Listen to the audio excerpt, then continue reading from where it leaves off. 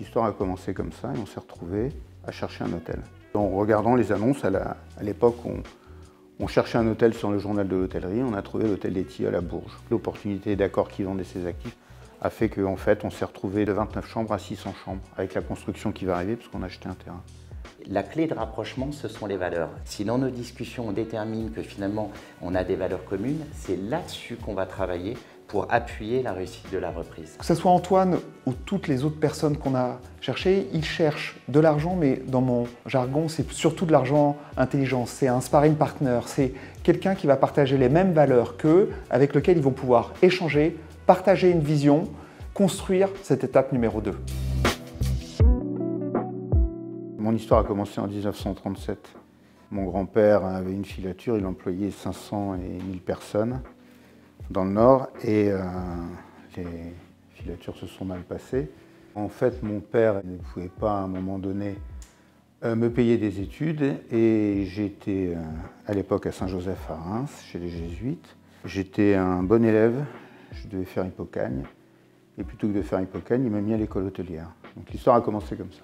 Donc je suis passé d'une carrière littéraire à un cycle court hôtelier. Et donc à la sortie de l'école hôtelière où j'ai rencontré mon épouse, je suis rentré chez le groupe Accor en 1983. J'ai fait 6 ans chez eux. Je suis passé par divers postes, en commençant par Grenoble jusqu'à terminer à Moutier. Et à Moutier, en fait, c'est un hôtel que j'exploitais avec mon épouse. Ce qui était assez rare chez Accor à l'époque parce que chez Accor, on ne prenait pas des couples, on le faisait chez Campanile, chez Climat, mais pas chez Accor. Et en fait, on a appris à travailler ensemble avec mon épouse. Et donc l'histoire a commencé comme ça et on s'est retrouvés à chercher un hôtel. Et c'est comme ça qu'en regardant les annonces, à l'époque, on cherchait un hôtel sur le journal de l'hôtellerie, on a trouvé l'hôtel des Tilleuls à Bourges. Bourges, on ne connaissait même pas, à part le printemps de Bourges. Et donc on a acheté un hôtel de 29 chambres à Bourges. Moi, je faisais les petits déjeuners, puisque ma femme faisait réception femme de chambre, et moi, je faisais veilleur de nuit et réception. Et par exemple, je servais les petits déjeuners à l'époque avec Alexandre dans les bras. Ça, c'est une vraie histoire. Il avait 8 mois, je servais les croissants, les cafés, ça faisait rigoler les clients, c'était très familial. En fait, c'est la particularité, c'est que Bourges, j'ai tout de suite trouvé que c'était une ville particulière parce qu'en fait, il n'y avait pas d'hôtel de chaîne.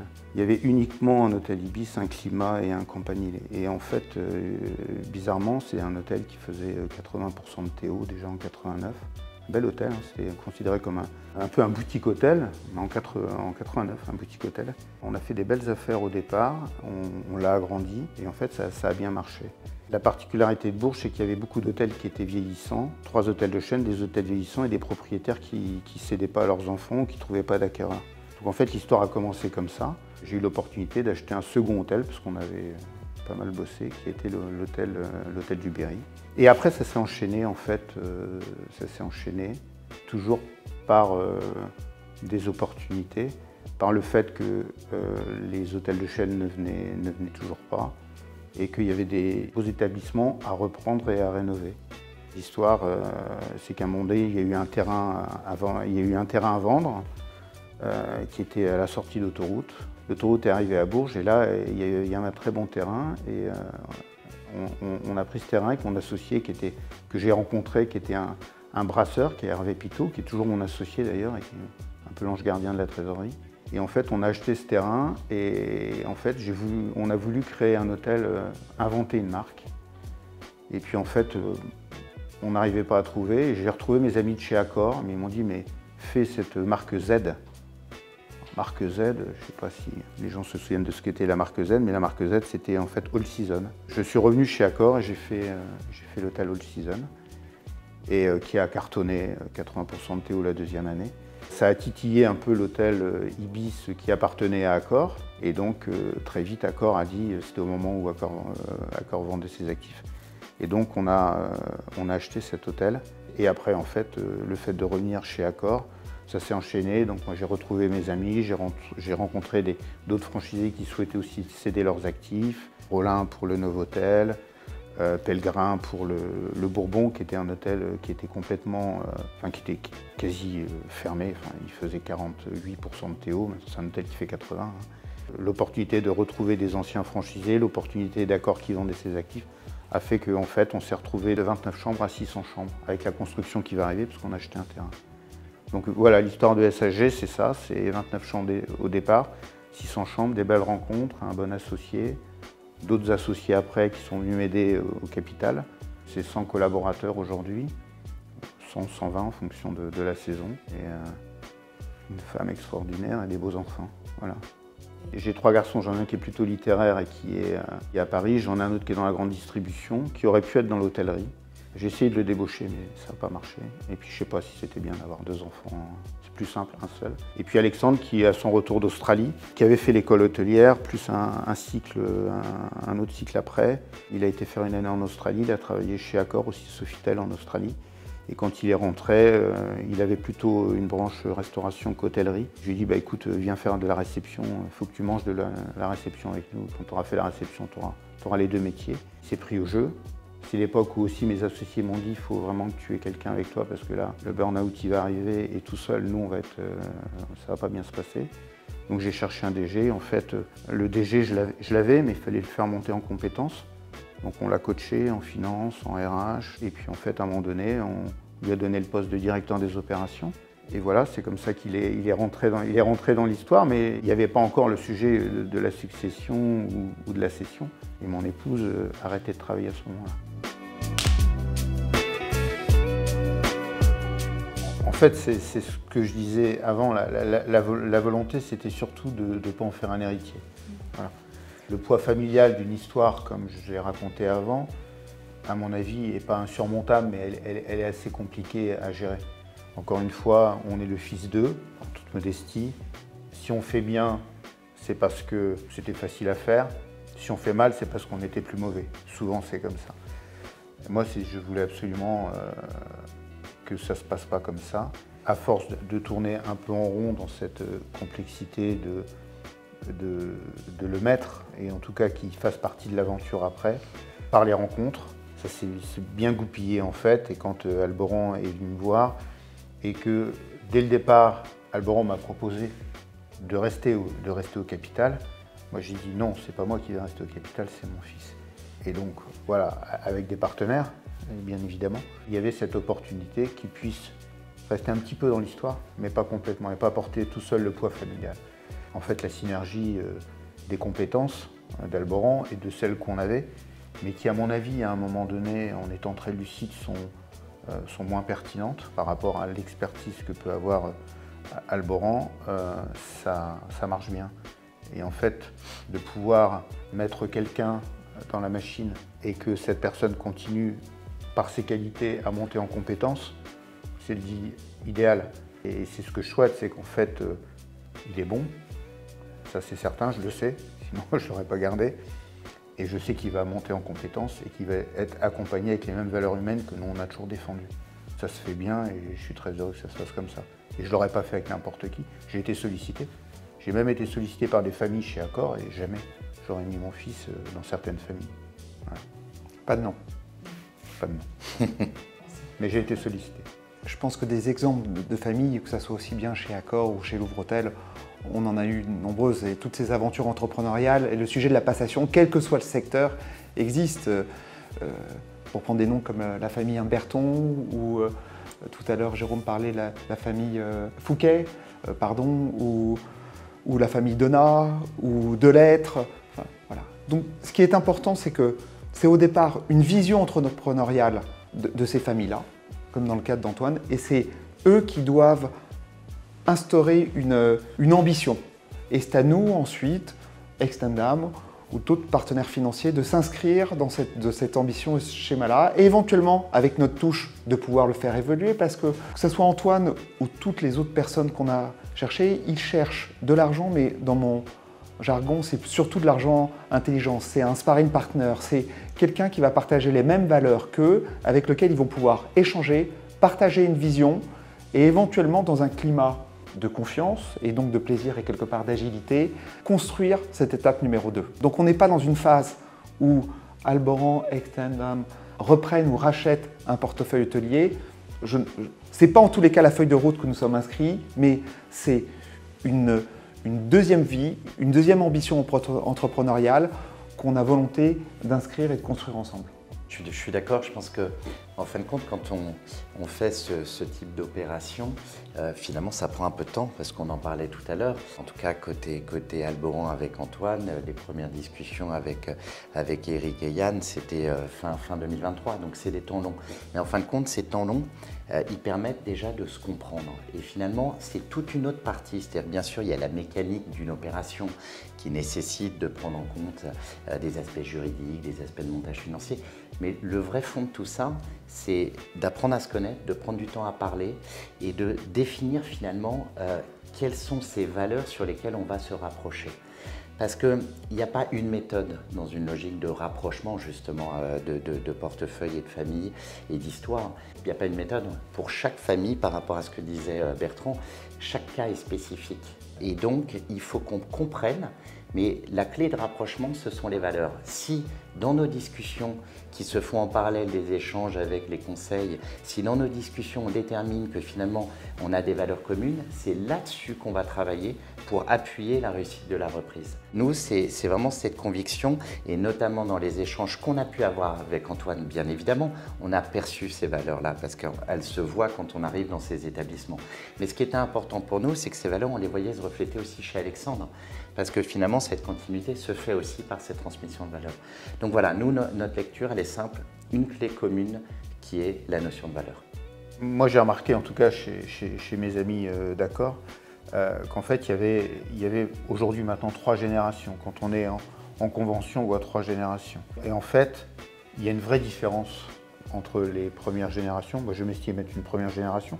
Encore une fois, j'étais plutôt destiné à être ou prof en université ou faire de la laine. Hein. Je fais de l'hôtellerie. Donc en fait, je suis arrivé par hasard et il y avait rien au départ. Et on est parti de zéro. Ce qui est beaucoup plus facile que de partir avec beaucoup, à mon avis. Et en fait, j'ai vu qu'il y avait déjà des secondes générations. Donc, papa avait travaillé déjà chez Accor. Et puis maintenant, quand on est en réunion, on voit des 3e générations. On voit des jeunes qui sortent d'école hôtelière, qui ont 21, 22 ans. Moi, je pourrais avoir un petit-fils peut-être de cet âge-là. La première génération a ça de particulier, c'est que quand elle n'avait pas de mise de fonds, il a fallu prendre de la dette, il a fallu prendre des risques, il a fallu avoir des associés. Les associés, c'est de la dette quelque part, parce qu'à un moment donné, il faut les payer ou il faut les sortir. On développe, on prend de la dette, et à un moment donné, on reste toujours avec un ratio, mais il y a toujours de la dette.